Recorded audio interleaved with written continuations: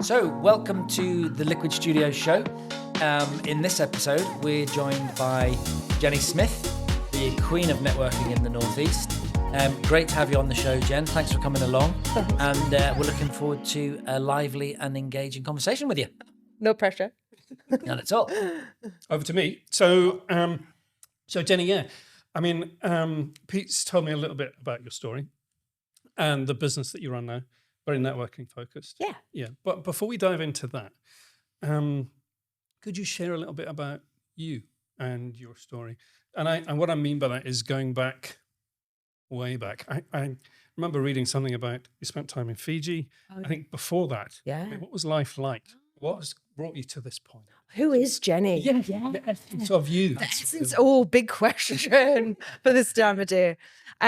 So I grew up on the other side of Carlisle from where we are right now, in a little village called Wetherill, which is like Emmerdale, but without the murders, very picturesque, gorgeous place. Right. So I grew up, I had a lovely childhood, gorgeous, grew up, beautiful little village, parents and my sister. Went to a little village school. I always felt like, not like one of those people that's like, I was destined for greatness or something, but I always wanted to explore. Okay. So as soon as I got the chance, which was after my A-levels when I was 18, I was off. And that's where I went to Fiji and lived with nuns and You lived with nuns? Yeah, it wasn't planned that way. So what was the connection? How did that happen? So before uni, I didn't know what I wanted to do when I was a grown-up. So I was like, right, I'll take a gap year. And then there was a charity called Gap that my mum's friend, see, this is already networking banter. My mum's friend, her son had just gone through that charity and gone to do a placement in China. And this was an organisation where you went and volunteered in a school.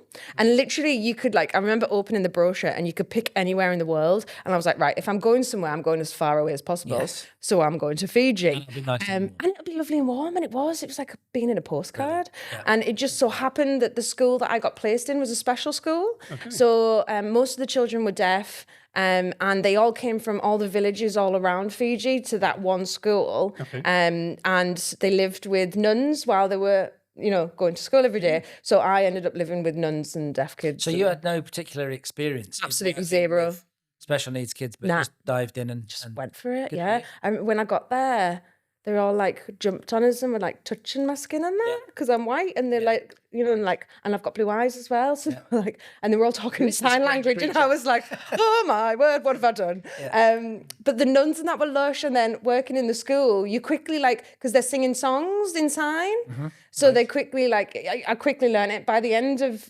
working there, I remember one of the teachers just didn't show up one day because they're very chilled out in Fiji. They just do their thing. Yeah. I ended up teaching a class about safety with electrical goods to deaf kids. Wow. That was a bit of a Signing. in sign language. Wow. Yeah. Goodness. So that was a long time ago. I've since learned British sign because they use Australian sign, which is a bit different. Okay. So Okay. And what happened after next? that, Yeah. came back to I travelled on the way back, and got to see the world, which was not all of it, but some of it, which was lush. And then came back and decided at uni wanted to do business and finance. Seemed like a good option. Okay. It was very broad, so I ended up moving to Liverpool. Absolutely fell in love with Liverpool. Great city, and I was there when it was the capital of culture, so it was really exciting. And again, going from this little village to then living in Fiji to then being in this amazing cultural city with music and food and art and theatre and very entrepreneurial as well, the Scousers. Yeah. So I loved that, and that was my first kind of exposure to the idea of potentially starting a business. I've never really thought of it as an option until then. So that was really exciting. And that's also where I fell into the world of networking. Right. So Accidentally. So that was accidental, and that wasn't some grand plan. No, not at all. I hid in the toilets my first networking event. Well done then. Scared the bejesus out of me. I've never done that. Oh, I hid in the loos. Scared the life out of us. Right. Yeah. Because no one teaches you how to approach people. You're told as a kid, stranger danger, and then all of a sudden you're expected to know how to talk to them. And I was still at uni at the time, so I was still a student. And then it was to me, all these grown-ups in suits that knew what they were talking about. And then the imposter syndrome hit you. And then it's a very vulnerable place, a networking event. Yeah, it can be. You suddenly become that kid at school that no one wants to play with, and everyone else knows each other, and you're the new kid, and it's scary. And so I hid in the loose with that first event. So that fascinates me because I think you're right. I think most people find it difficult. You know, you think, oh, it's one of these necessary evils in business that you've got to get yourself out there, you've got to get your message out, and then you rock up at one of these events, you don't know anyone there.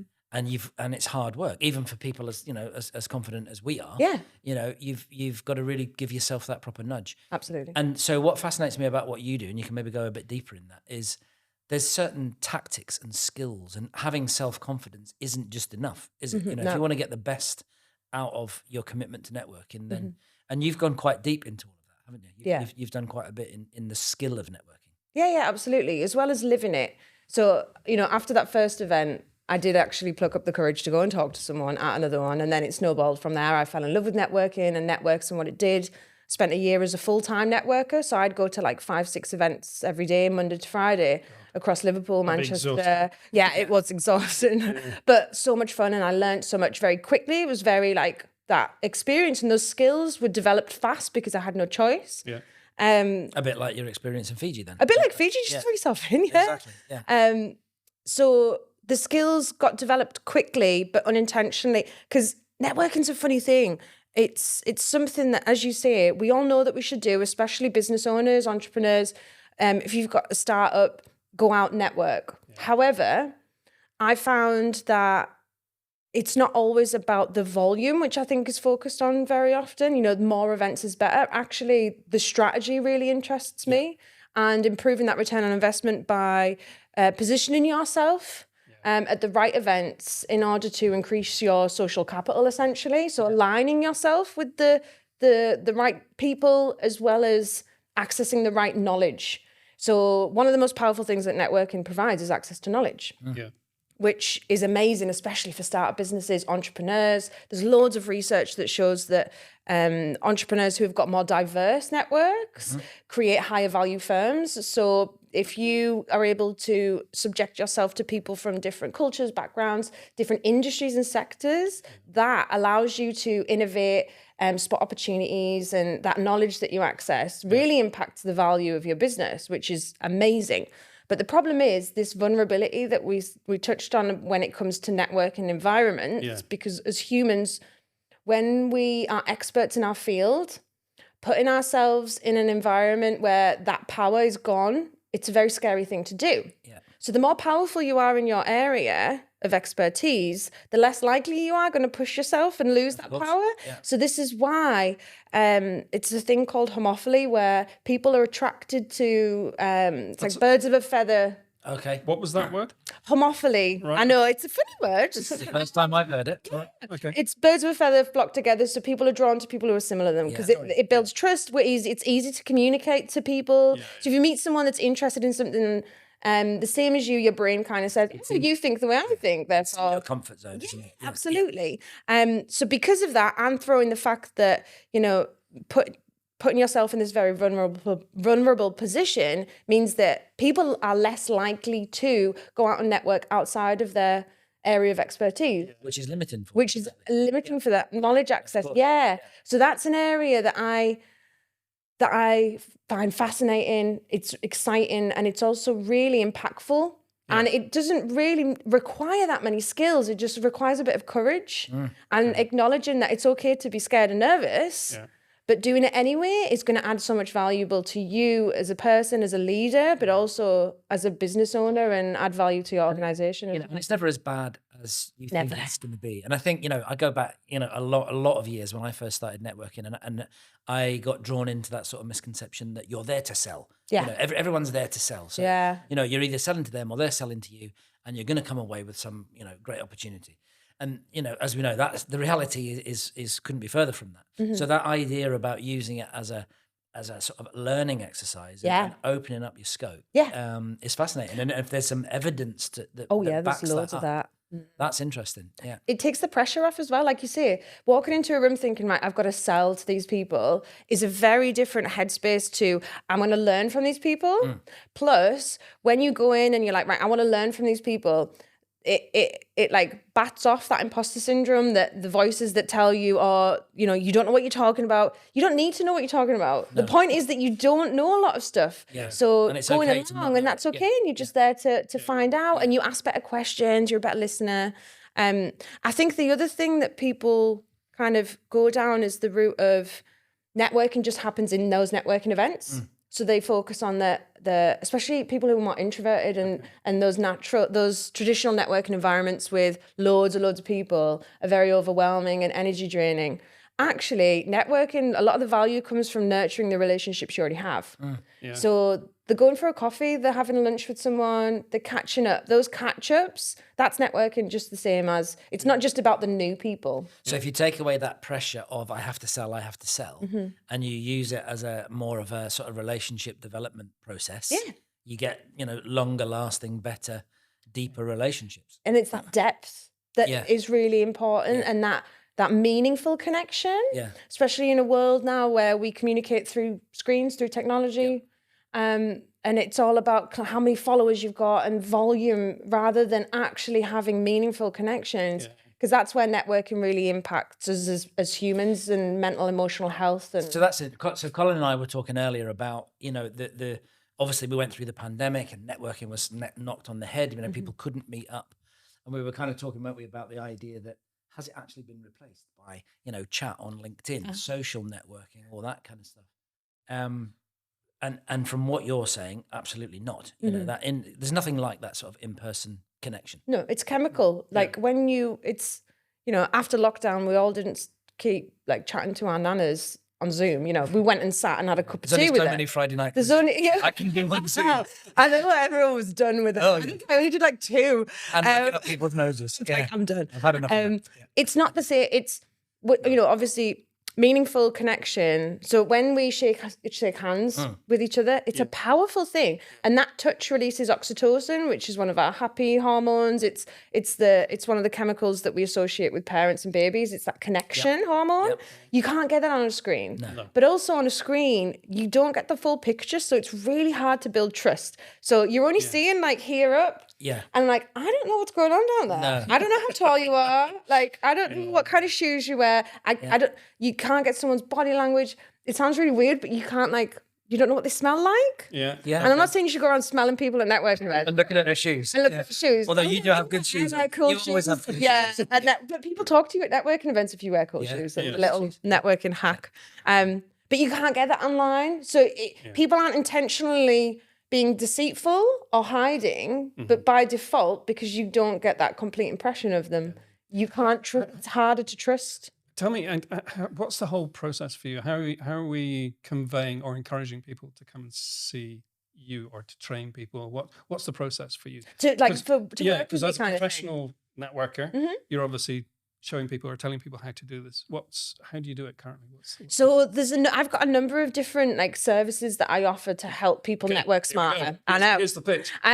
So first of all, I'll do consultancy work with people. So working one-to-one with them. Right. Again, I'm really passionate about that networking strategy. Okay. So I'll help people really get down to their personal barriers and things. Yes, but it's more also about defining and identifying the networks that they need to be part of, where they need to be networking. So they're networking smarter. So they're not, spending time at events that they don't need to be. Right, so there's that consultancy element. The big probably thing that I do is the networking training. Right. And for a long time that was online. There are pre-recorded courses that people can tap into. You launched your own platform in that respect, didn't you?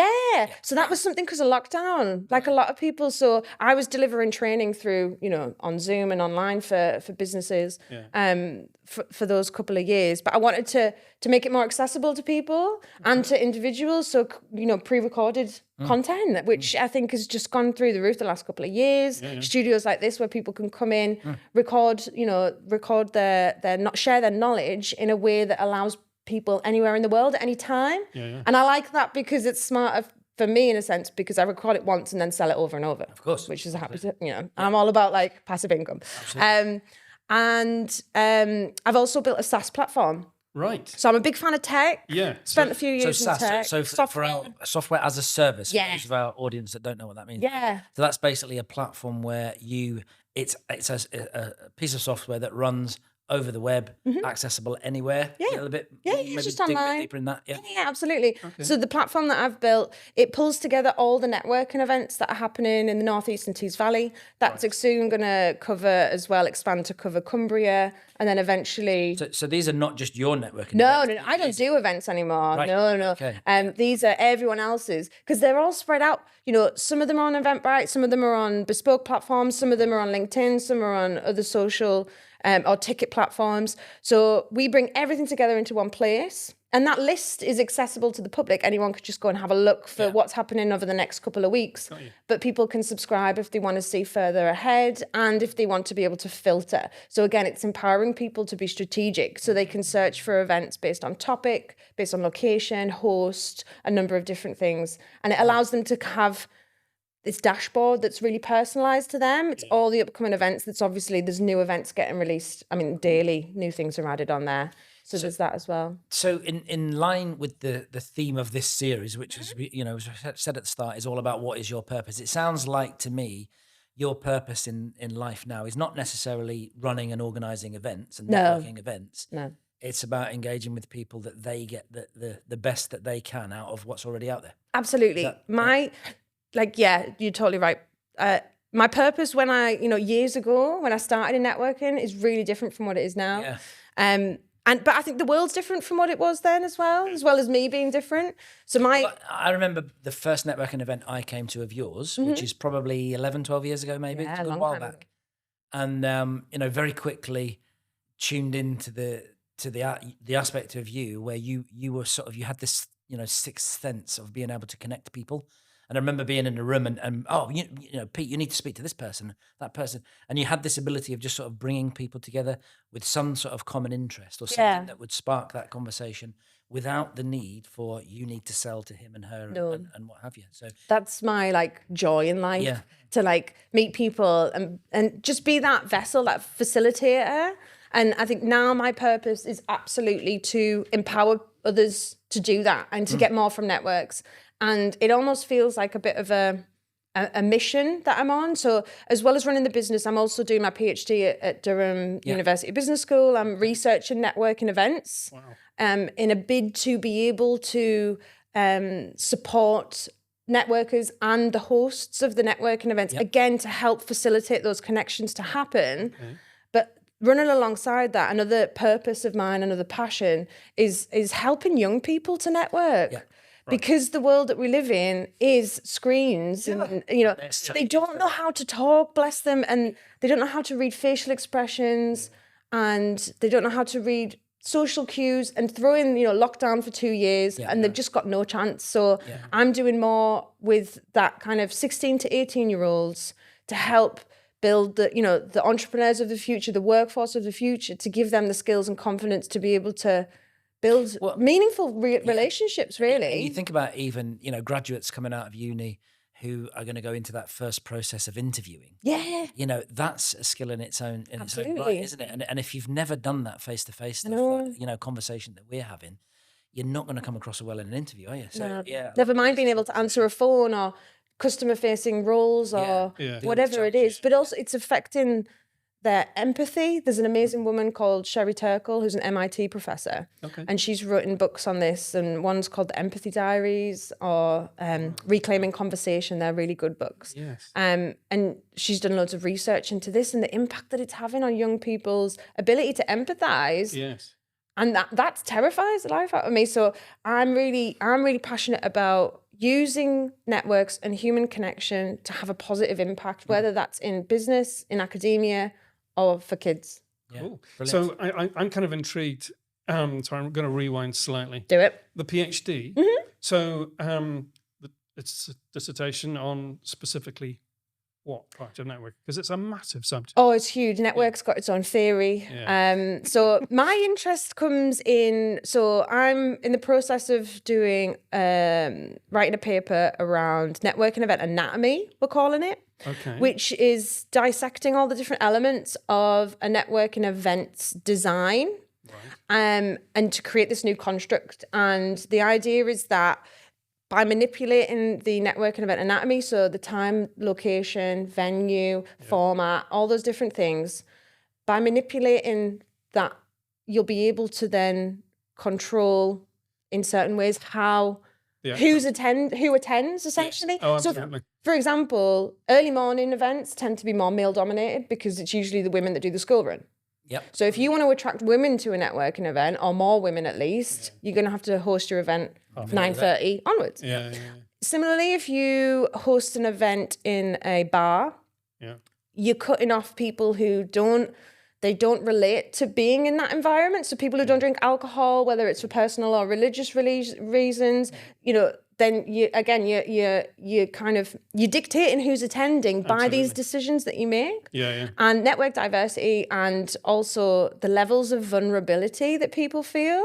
So again, if people don't feel like that they belong in that location, as an example, They won't do well. they're less likely to attend because they don't feel like academics and practitioners don't often mix, but they should, because they can learn so much from each other. Yeah. But that's where if I can find some data that shows that by changing the design of the event, it will then dictate who's in the room essentially. It's interesting that you think of all the different sort of networking formats, and I've done quite a few over the years. So you've got the traditional very early morning thing, 7 a.m. breakfast. Yeah.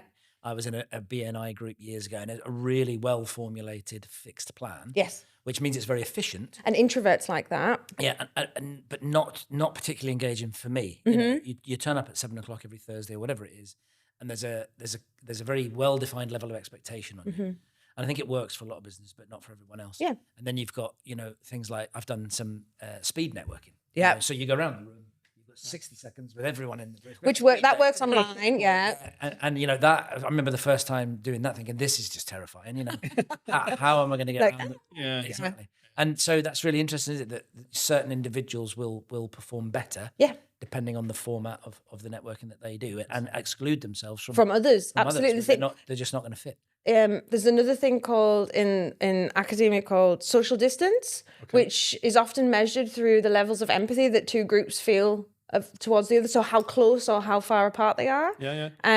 So based on the location, the venue, the time, whatever it might be, social distance can potentially be increased or decreased. And if it's decreased and people feel like, oh yeah, I do belong there, then they're more likely to attend, and vice versa. And there's loads. It's fascinating. And I suppose the fact that you're looking at it from the event organizer's perspective, booking a venue and sending out a load of invites and getting a load of people to turn up, it's not that difficult. But the measure of success of the event is for the event organizer is, what's the feedback from the people that were there? So exactly. Just filling a room full of people, it's not sufficient, is it? It's not going to and necessarily. Especially post-COVID, people's expectations. I mean, it's a lot of effort leaving your house now, isn't it? Like putting some shoes on and going out the house after lockdown. It's a lot of effort because everyone networks fine, like you say. For a long time, like this doesn't take well. Online. So to get people out, they expect more in return for that investment of travel and time. Sure. Plus, it depends what people want from the event, because there are benefits to putting together a group of people who are from the same sector. It's that peer-to-peer knowledge transfer. So that can be really beneficial if that's the case. So in tech, you put on pizza and beer, and that brings to the techies, Whereas if you want to have those more diverse networks in order to stimulate knowledge transfer, cross-disciplinary research, whatever it is, then you need to design a very different event. And at the minute, there's not kind of a best practice code for the event organizers or for the delegates. So what you want to get from an event versus what you might want to get could be so different. And as a business owner, there's going to be times in your journey where you want that peer-to-peer support, people who are also startups, they get it. And you can have exploring that. Whereas, collaboration. Whereas as the business grows and changes, you might want to create those more diverse networks. So being able to understand what to look for in the design of the event, that's going to be an indicator on who's going to be in the room. That's going to save practitioners, the delegates, loads of time and energy too. So what's next on the Jeni Smith NetKno journey? The journey? Where are you going there? Sounds like you've got a lot on at the minute. Just getting through my PhD, to be honest. Getting through my PhD, saying getting through, but I'm loving it. It's fascinating. It's one of the hardest things I've ever done in my life, but absolutely amazing. So get through that.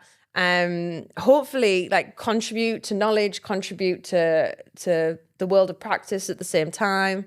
And maybe turn my thesis into a book. That would be really cool. The dream is to like, you know, build the business, especially build the SaaS arm of it, expand that across the UK, expand that wider, sell that, and just travel the world doing TED Talks and stuff. Yeah, as Dr. Jeni, Dr. Jeni Smith. Is that on the bucket list then? Oh, bucket list TED. Yeah, absolutely. Yeah.